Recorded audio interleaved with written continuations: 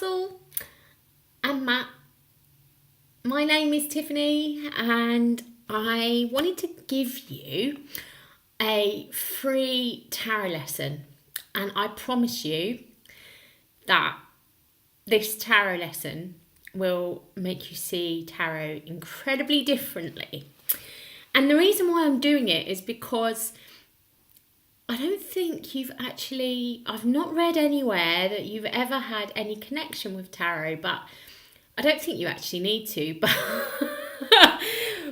But I wanted to show you something, because in the tarot, there's something called the Fool's Journey.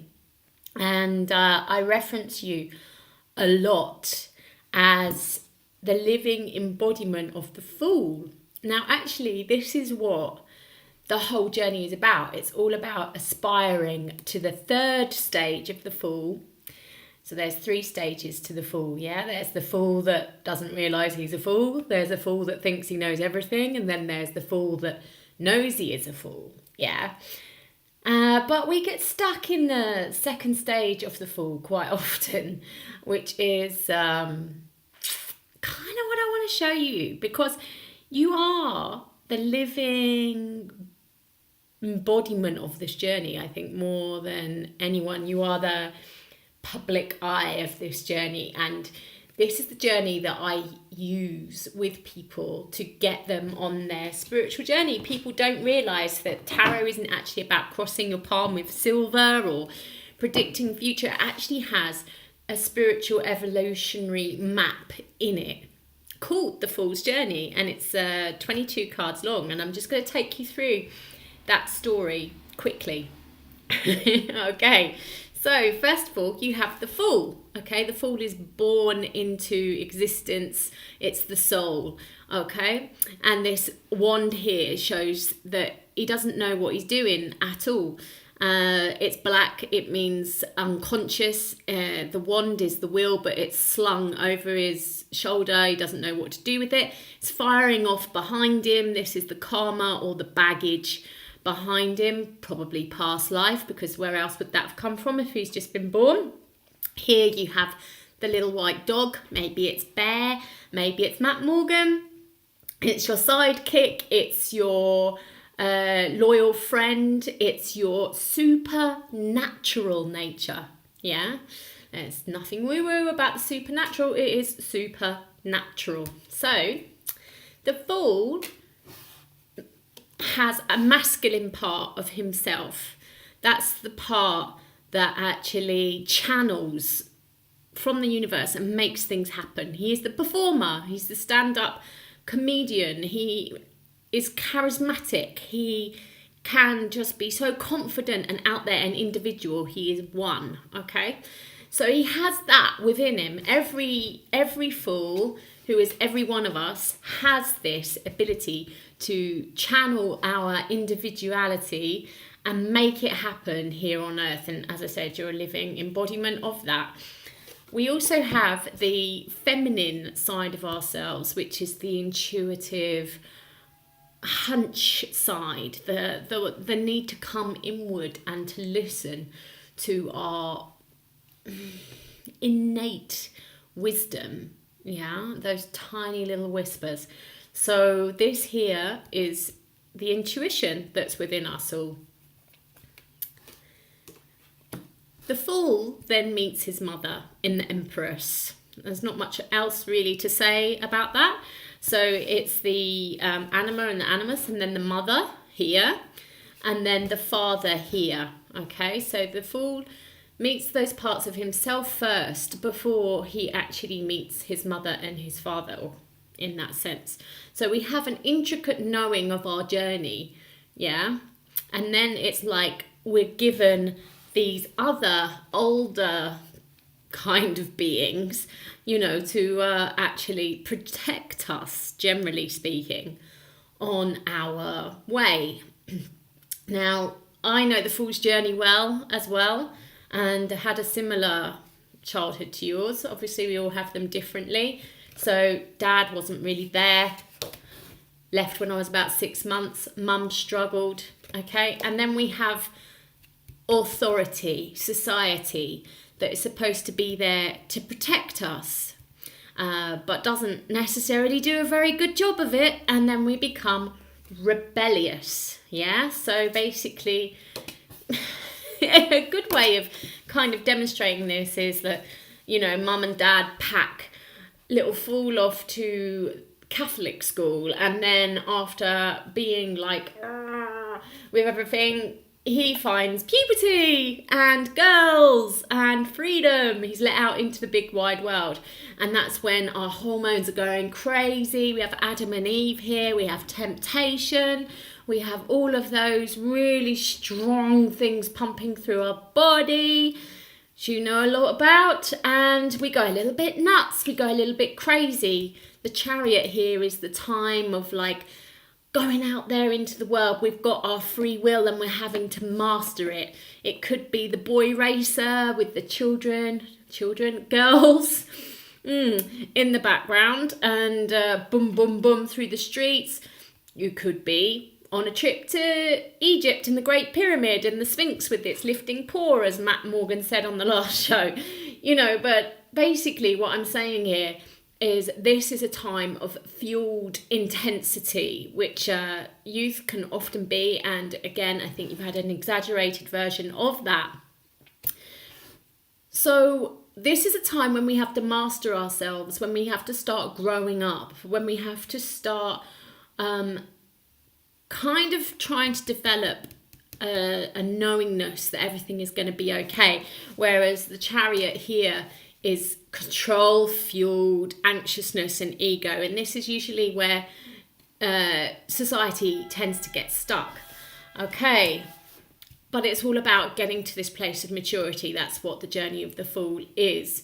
So then we have the Hermit, which is that place of solitude, of looking back over our childhood, of trying to make sense of our path so far and what we need to do, what our light is here in the world, and how we need to actually shine that out there in the world. And then comes the change. We've got the Wheel of Fortune here.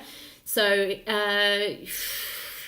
if you look at it astrologically, you know, a good kind of timing point for this we're looking at is about 28 to 30, when things really start to change. And you know, that's what we've got here, but it goes deeper, it gets more karmic. Like, it's about being able to get really honest with oneself. That's what justice is about. We can't do justice to another if we can't be honest with ourselves. So a lot of lessons, a lot of karmic lessons from the Wheel of Fortune and justice come from how honest we have been in the past, or how honest we are being now. We're going into the real deep spiritual development area of things now. Okay, so Hanged Man. You can see this as the yogi. Might be you getting into yoga, trying to get that tree pose right, but kind of not quite getting it. So, you know, this is where we are really going deeper into ourselves. We're realizing that even when we think we're honest, we're not being honest. And that there's layers of fear and control and ego that are getting in the way, that need to be shed. They need to die, yeah? So falling off the cross there, you know, basically we need to die to who we were to be reborn. And then we get to this place where we're going, oh, wow, I'm so zen, I've managed to surrender. And like, I'm doing really, really well. I'm on my path to enlightenment. Temperance is basically the fourth virtue. So we've already gone through the other three. We've gone through strength, which is fortitude, hermit, which is patience and prudence, and justice. Okay. And when you have all of those three, you get temperance, which is grace. But as you know, when the light gets lighter, the dark gets darker. Okay, so it's a little bit of polarity going on here, because temperance is the goddess Iris, who is basically, she takes the souls to wherever they need to be in life. And so if you need to go deeper, which the Fool does, yeah, because this is about spiritual evolution. We have to go to the deepest, darkest depths of everything. Then that's where you'll be taken. So she takes you into everything to do with your lower self: fear, control, obsessions, anxiety, addictions, bad relationships. And this is where the majority of society are, really. So addiction to money or security even. So I'll just talk about this a little bit, because it's also like in sliding doors. You know, Gwyneth kind of, on one hand, she stays asleep, she stays in the devil, she's not aware that her partner's being unfaithful, she's staying in a job that she hates, and she's just asleep. And on the other hand, what happens to her is bang, the tower, massive wake up call, right? And you've had this a lot of time as well. So basically here we've got the devil being Lucifer, which means light bringer, and then the tower being the strike of enlightenment. So her wake up call was getting the sack, finding her partner in the sack with someone else, and then actually going, yeah, well, actually, you know what? I can have the life I want now. I can be free from that bad relationship, and I can create the life that I want. I can create the business that I want. But unfortunately, a lot of society have been conditioned to believe that they can't do that. This thing about it being the free age. Anyway, so basically what happens is we go backwards and forwards in this passage of the Fool's Journey. We get stuck here. People get stuck in the devil, which is their corporate job, and their like marriage that maybe they're not very happy in because they were conditioned to think that they had to do that.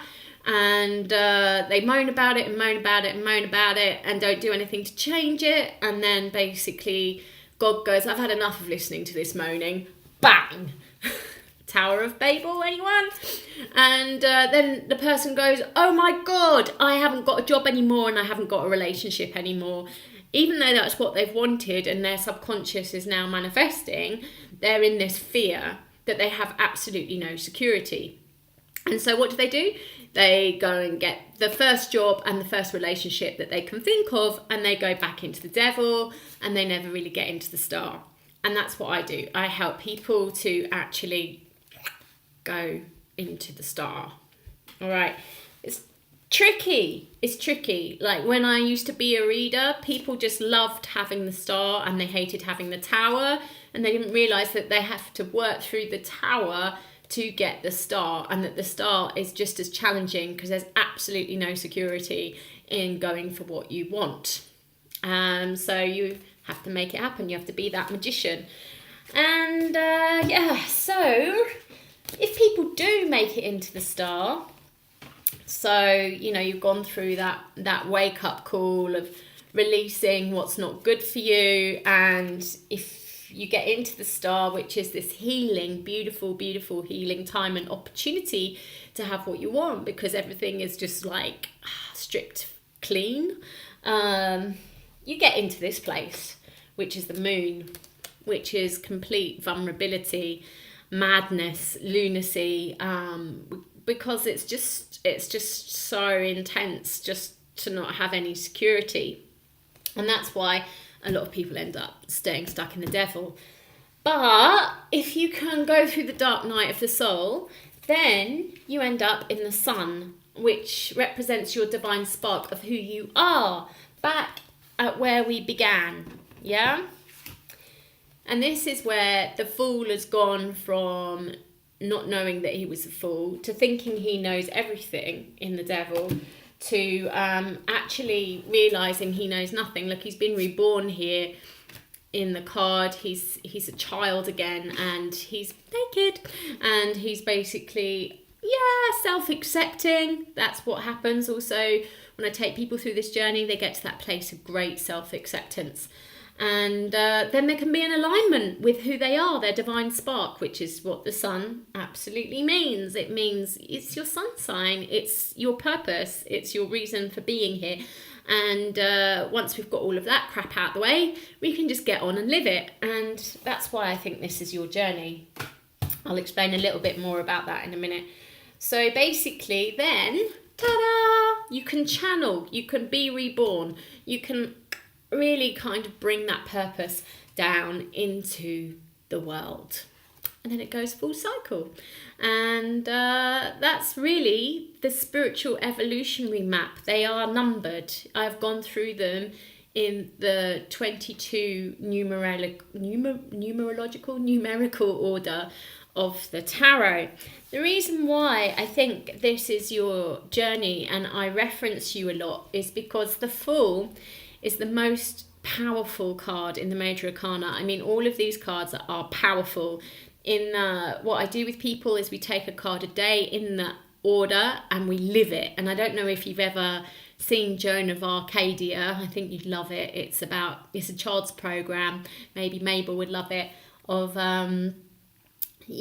when she's a little older, of how like she meets God out there in the world in the most ordinary person.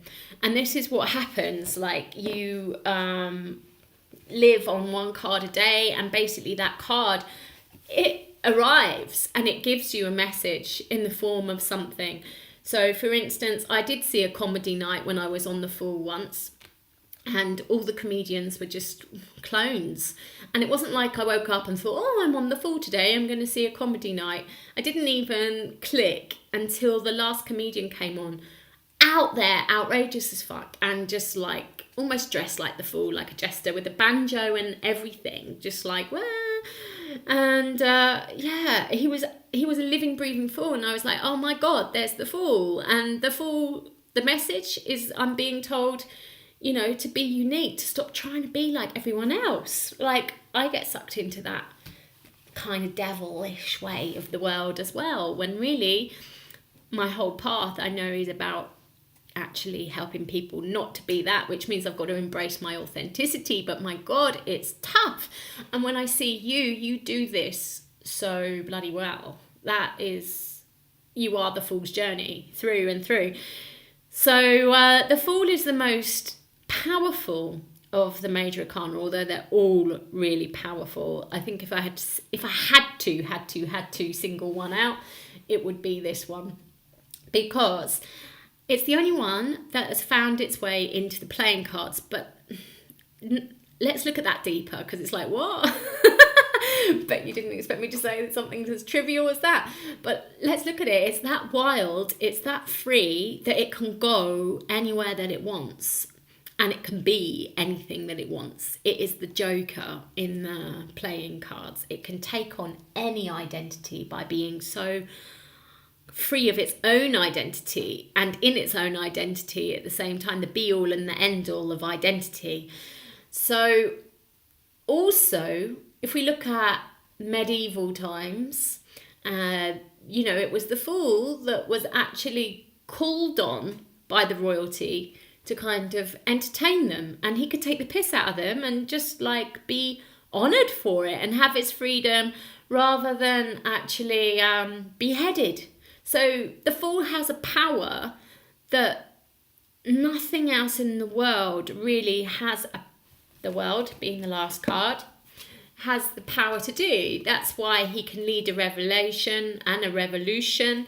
It's also why you wrote the Pied Piper of Hamelin.